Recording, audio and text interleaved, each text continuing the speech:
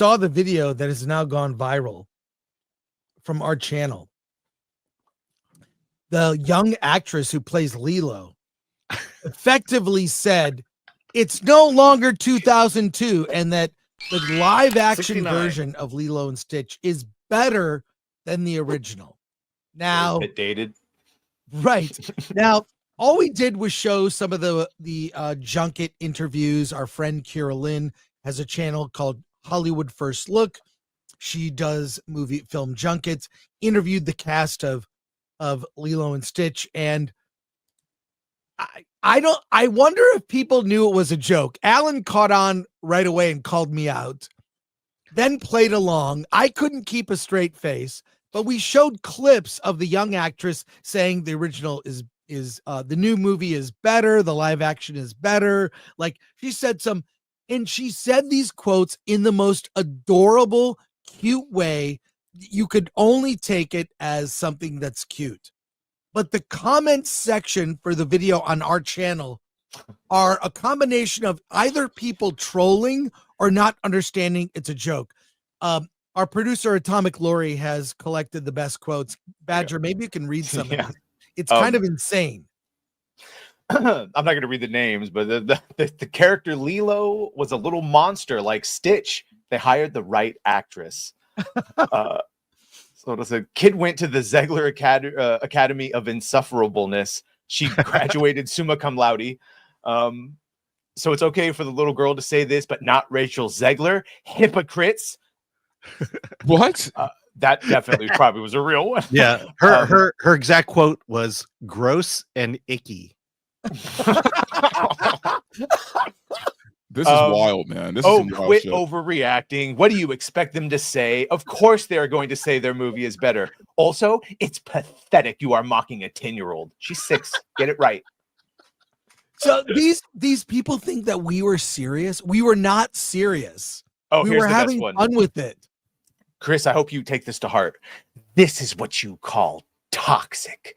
You compare a 24-year-old to a 7 or 8-year-old, making a joke and laughing right afterwards. What is wrong with you weirdos? This is a young girl excited about their attention and being in a movie. She's talking about ice cream and crazy things a young girl would say when she feels comfortable and wants to be silly. You guys are toxic ASF, which I'm assuming that means as fuck. You guys are toxic. First Should of have all, been AF. I could not keep a straight face doing it. Alan called this out. So you're doing this bit, huh? How long are you going to say? He called me out right away. With the most lamest part of the bit. You could have skipped the Zach Galifianakis interview and just gone straight into. Right, I agree. I was trying to set it up to lull you into a sense of trust. No, Chris, what you were doing is you're in such a need to find the next Rachel Zegler or Brie Larson. You're stooping so low as to go after a literal child.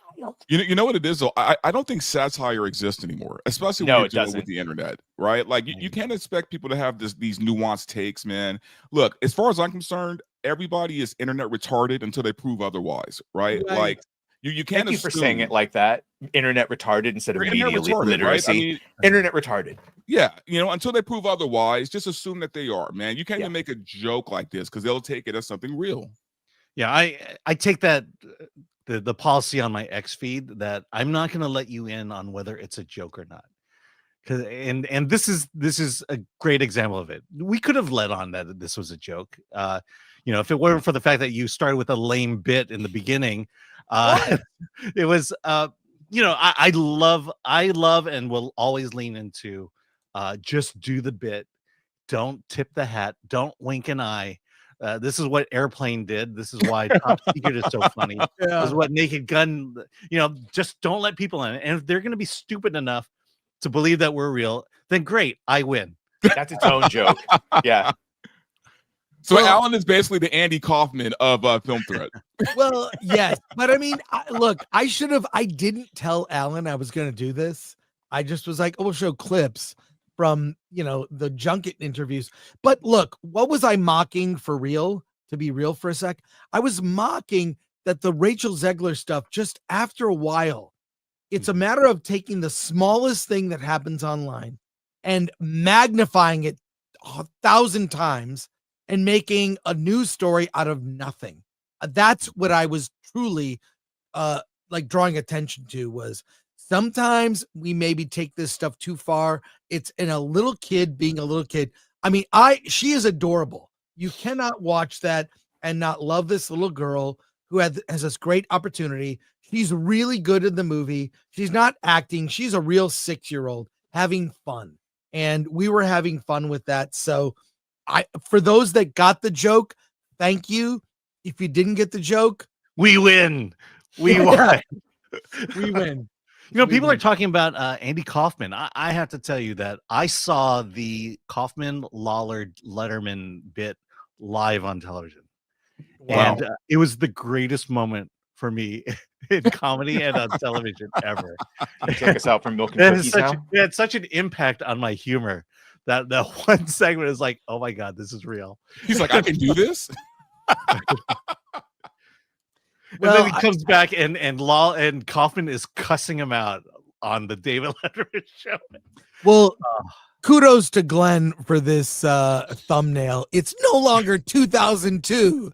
Like, I mean, it was awesome. Okay, here's the problem though, Chris. Like, you guys were joking, sure. You were joking, having a good time. People weren't in on the joke, right? Some people weren't in on the joke. But as I say this, right now, there are heated arguments about this movie on X right now. Oh, like people are like, we'll get to that about this movie. So because I have thoughts about that one as well. Okay, well, let's actually get into it then. Let's talk about the Lilo and Stitch ending. I have some commentary that is from people we know actually about the ending of the movie. People are heated about this, and we'll get to it. We'll get to it right here. I haven't seen it, but I've heard Steph just last night vividly explain all her issues with it. And then Kata, obviously, who's like a Disney kid, has his issues. So it really depends on, like, I had someone who went into it saying I went into it wanting to hate it, and then he ended up loving it. So, well, here we go from Steph, My Nerdy Home. Here, let's read this. If you would. If you're going to watch Lilo and Stitch for the character of Stitch only, then you'll be satisfied with the new remake. If you're expecting the OG story, which emphasized the importance of family, then stick with the original. Mea Kolaha, whatever was amazing as Lilo. Oh, the little girl. All right, soft spoiler warning here.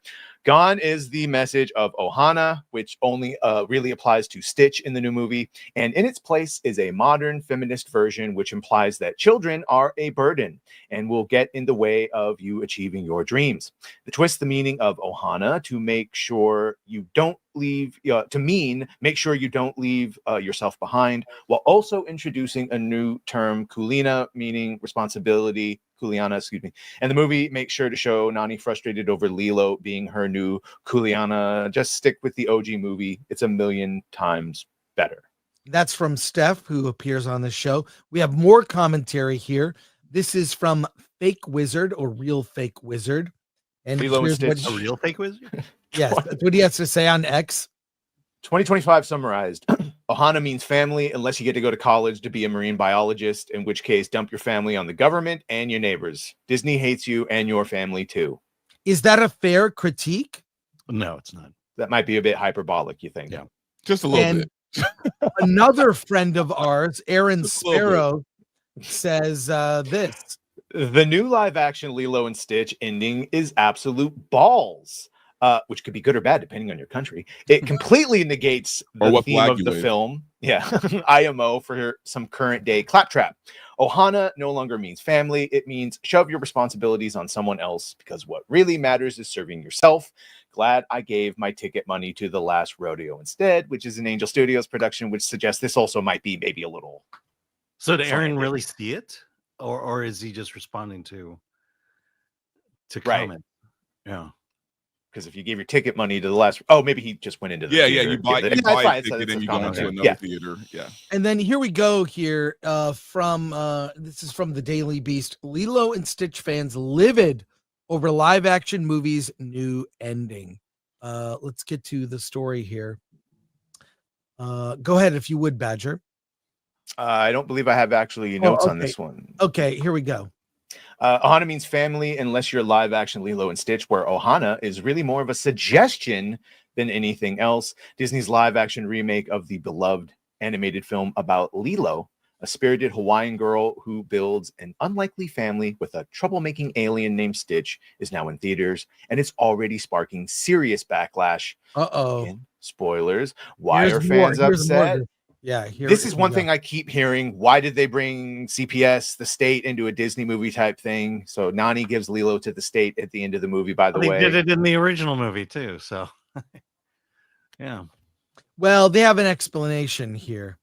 In the original film, Lilo lives with her sister Nani after their parents die in a car crash driving home one stormy night. However, Nani struggles to keep up with her troublemaking sister. When Stitch comes into their lives and causes even more chaos, a social worker threatens to place Lilo in foster care, believing Nani can't handle it. At the end of the original film, after going on an intergalactic adventure, Nani stays Lilo's guardian, joined by Stitch and his alien pals, who all become one giant, untraditional family. This heartfelt storyline is the emotional core of the animated classic, which is why fans are absolutely losing it over Disney's decision to mess with the ending, which in this version, again, spoilers, the social worker convinces Nani she's not cut to be Lilo's guardian, and so their neighbor, Tutu, becomes Lilo's foster parent while Nani heads off to college to study marine biology ostensibly so she can come back and take care of her, right? Yeah, here's another post from Chelsea Cartoon Gal, the Cartoon Gal. Remember in Lilo and Stitch where Nani cared for Lilo very much and used every strength of her being to protect her and did anything to keep her happy? Yeah, in the live action remake, she just leaves for college and the neighbors take Lilo in. Well, okay, in spite of this controversy, number one, a sequel I'm sure is in the works already. And can you think of a live action Disney remake that spawned a sequel, like where it was loved enough or made enough money? Yeah, Maleficent and that second Snow White movie, Lion King, or the one with Kristen Stewart. It got The Huntsman. Sorry, but it wasn't because it was successful. That's not Disney. Well, okay. Yeah, it doesn't really. Yeah, and I think in spite of all of this, it'll make $1 billion. I have a question. So as far as like remakes go and adaptations and all that, has there ever been any film or show or whatever that's ever had a shot for shot, other than Sin City, a shot for shot recreation of the original without How to Train Your Dragon? Soon to well. Have you seen it? Yes, I have. Okay. It's I was just curious. I would say it's 90%. It's 90% the original. Well, I mean, because I don't know. I just assume that there's going to be some kind of change when they adapt these things. There's never going to be a shot for shot adaptation. Yeah. I mean, if you look at the original cartoon, you realize that to make that live action is going to cost you a whole lot of money. And I think Disney went the cheap route. And then with this one, I also think they went a more realistic route because, Nani is youngest. She's 19 and she's being asked to be a parent to a 6-year-old. And the questions become, what does she do with her life? Is that her destiny now? No one gets left behind, family and stuff. But at the end of the original one, there was a large family. There was Nani, there's David, there was Pleakley and Jumba, there was and Stitch. And they didn't have that in this one. They definitely changed the ending. But I mean, I see all this stuff and it's not like Nani just said, hey, I want to be a marine biologist and damn you, Lilo, you're holding me back. Nani was the last person who had to be convinced that this was the right thing to do. She throw out her free ride and she threw out her free ride midway through because she felt a responsibility for her family. And it wasn't until Tutu and David came in that there were now options. And also the fact that their house was destroyed. So if you're a 19-year-old raising a 6-year-old and your house has been obliterated, what do you do? As a 19-year-old, how much money can you make to support your family? She should have made an OnlyFans and she should have just done what she had to do. Whoa. So rather than become a marine biologist, she starts an OnlyFans account, because she has to, look, we can debate on whether that was the wrong ending or the right ending. The reality is that, we judge this movie based on what's thrown up on the screen. And there is that, I've having worked in ministry for a long time, these situations come up all the time where kids lose their parents and they have to go somewhere. And if you can't, the best place to do it is with family or good friends. And that's exactly what happened in this situation. But there's aliens, Alan. Why did we have to? This is just what I see them saying. Bleakley could have portal helped. guns. The Stitch was there to help. Alan, as we got a bunch of comments, we're going to get to those in a second. And I also have some breaking news. But as someone who cried at the end, what are your thoughts about the controversy about the ending? I mean, I think for me, I'm not as like, I'm like, look, they're family that's making it work. Yeah. But as someone who did weep openly in a theater filled with people with your daughter crying watching the movie. Yeah. I was bawling. My daughter was laughing at me. No, but what did I think of it? I mean, okay. So the final result is, Lilo stays with the neighbor who basically Nani has made the babysitter of Lilo through most of the film, because Nani had to work in order to keep custody of Lilo, which is I had zero problems with it, and also the fact that now she's going off to San Diego to go to school. Well, they have a magic portal gun that allows them to be together all the time. So there you go. That solves the influence that Nani can be with Lilo thanks to the portal gun that Jumba left behind. Look, man, I get it, right? We all have a distrust of Disney for very valid reasons. They've screwed us over time and time again. I understand it. I feel like in this situation, though, it was just a matter of practicality. You know what I mean? Like I don't know. I feel like it sounds like it's just and I haven't seen it. I haven't seen it yet, but it just sounds like it's a decent movie. Wasn't great. Wasn't like the worst thing ever. And it made some changes that hardcore fans probably don't like because they love the original so much. Yeah. Is that fair? Yeah, it's fair. I also think that to get to where people feel about this movie is you have to dig deep into the plot that's not there. I think when parents bring kids to it, I don't think kids are going to walk away thinking, foster care is always the best solution. It really the message is family. And the new family that comes about. But it doesn't sound like like Lilo was lost to the system, right? She ended up with a family who cares. No, that's in the sequel. Be lost, but look, she'll get lost in the system in the sequel. Critics, I don't know how 68% is critics score on Rotten Tomatoes here. That I guess is fresh. 68 is fresh. It's fresh, but not certified fresh. When I was in in school. 68 was a D. That was not good. 94% Rotten Tomatoes audience score.